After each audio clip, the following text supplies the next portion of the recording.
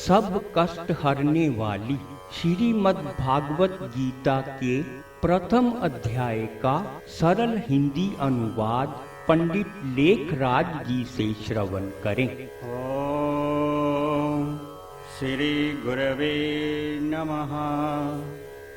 ओम श्री कृष्णाय नमः। धृतराष्ट्र बोला, हे संजय, धर्म भूमि कुरुक्षेत्र में इकट्ठे हुए युद्ध की इच्छा वाले मेरे और पांडु के पुत्रों ने क्या किया। इस पर संजय बोला, उस समय राजा दुर्योधन ने व्यूह रचना युक्त पांडवों की सेना को देखकर और द्रोणाचार्य के पास जाकर यह वचन कहा, हे आचार्य, आपके बुद्धिमान शिष्य द्रुपद पुत्र धृष्टद्युम्न द्वारा व्यूहाकार खड़ी की हुई पांडु पुत्रों की इस बड़ी भारी सेना को देखिए।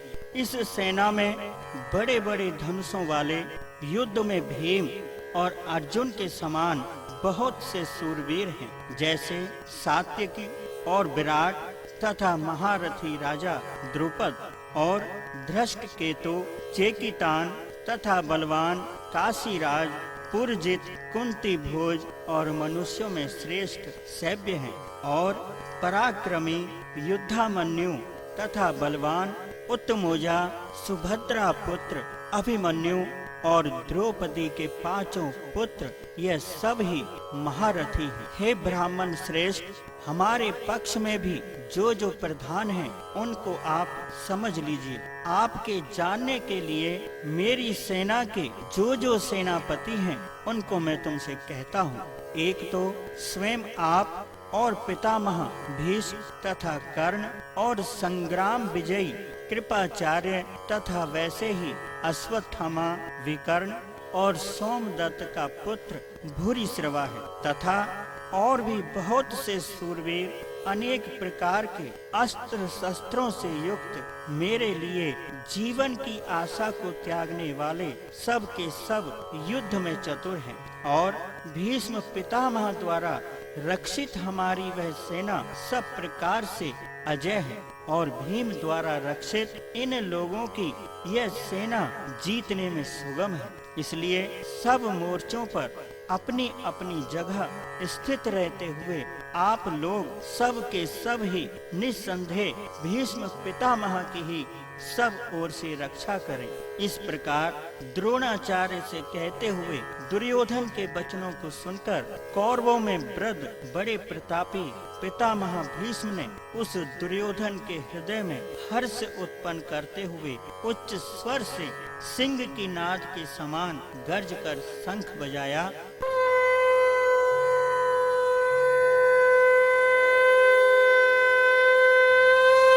उसके उपरांत शंख, नगारे, ढोल, मृदंग और नृसिंग आदि बाजे एक साथ ही बजने लगे। उनका वह शब्द बड़ा भयंकर हुआ। इसके उपरांत सफेद घोड़ों से युक्त उत्तम रथ में बैठे हुए श्री कृष्ण महाराज और अर्जुन ने भी अलौकिक शंख बजाई। उनमें श्री कृष्ण भगवान ने पांचजन्य नामक शंख और अर्जुन ने देवदत्त नामक शंख बजाया।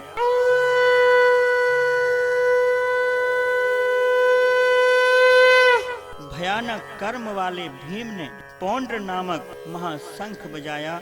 कुंती पुत्र राजा युधिष्ठिर ने अनंत विजय नामक शंख, और नकुल सहदेव ने सुघोष और मणि पुष्पक नाम वाले शंख बजाए। श्रेष्ठ धनुष वाला काशीराज और महारथी शिखंडी और धृष्टद्युम्न तथा राजा विराट और अजय सात्यकी तथा राजा द्रुपद और द्रौपदी के पांचों पुत्र और बड़ी भुजा वाला सुभद्रा पुत्र अभिमन्यु, इन सब ने अलग अलग शंख बजाए। उस समय भयानक शब्द ने आकाश और पृथ्वी को भी शब्दायमान करते हुए धृतराष्ट्र पुत्रों के हृदय को विदीर्ण कर दिया। हे राजन, उसके उपरांत कपिध्वज अर्जुन ने खड़े हुए धृतराष्ट्र पुत्रों को देखकर उस शस्त्र चलने की तैयारी के समय धनुष उठाकर श्री कृष्ण भगवान से यह वचन कहा, हे अच्युत, मेरे रथ को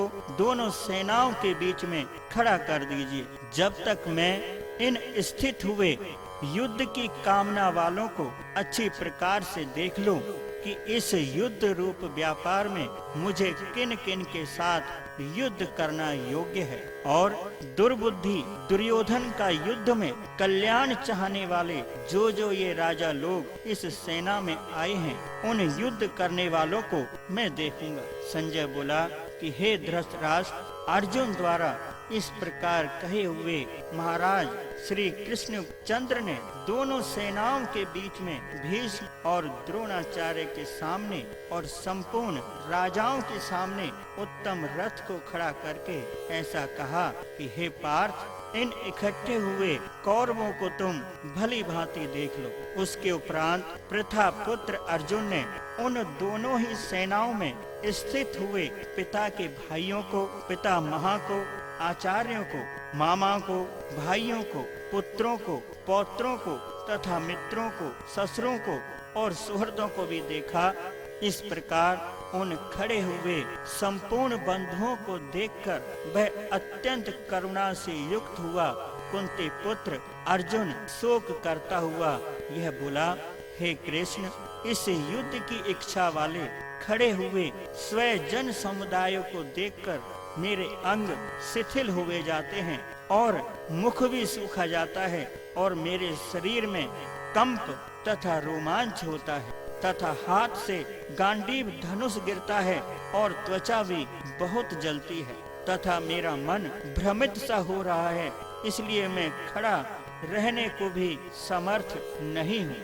और हे केशव, लक्षणों को भी विपरीत ही देखता हूँ तथा युद्ध में अपने कुल को मारकर कल्याण भी नहीं देखता।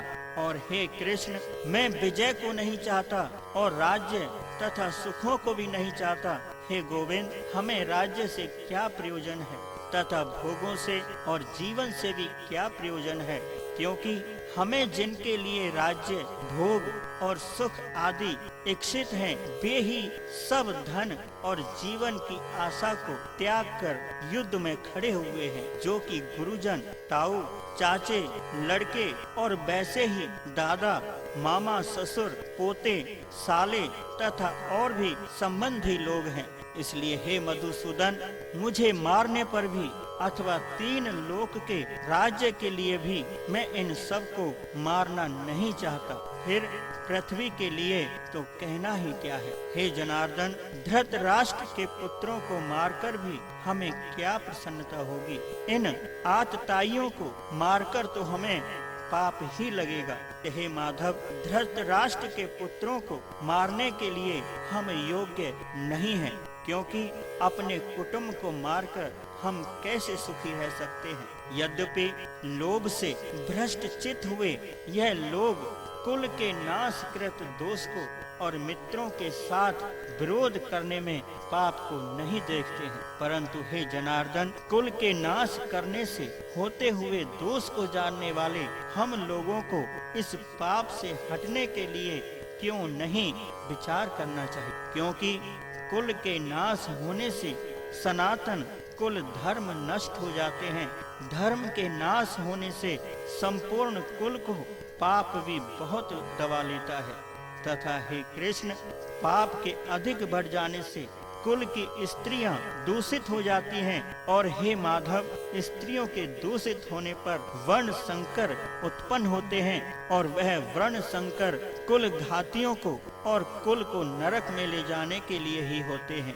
लोप हुई पिंड और जल की क्रिया वाले इनके पितर लोग भी गिर जाते हैं और इन वर्ण संकर कारक दोषों से कुल घातियों के सनातन कुल धर्म और जाति धर्म नष्ट हो जाते हैं तथा हे जनार्दन, नष्ट हुए कुल धर्म वाले मनुष्यों का अनंत काल तक नरक में वास होता है। शोक है कि हम लोग बुद्धिमान होकर भी महान पाप करने को तैयार हुए हैं, जो कि राज्य और सुख के लोभ से अपने कुल को मारने के लिए उद्धत हुए हैं। यदि मुझ शस्त्र रहित ना सामना करने वाले को शस्त्रधारी धृतराष्ट्र के पुत्र रण में मारें, तो वह मारना भी मेरे लिए अति कल्याणकारक होगा। संजय बोला कि रणभूमि में शोक से उद्विग्न मन वाला अर्जुन इस प्रकार कहकर बाण सहित धनुष को त्याग कर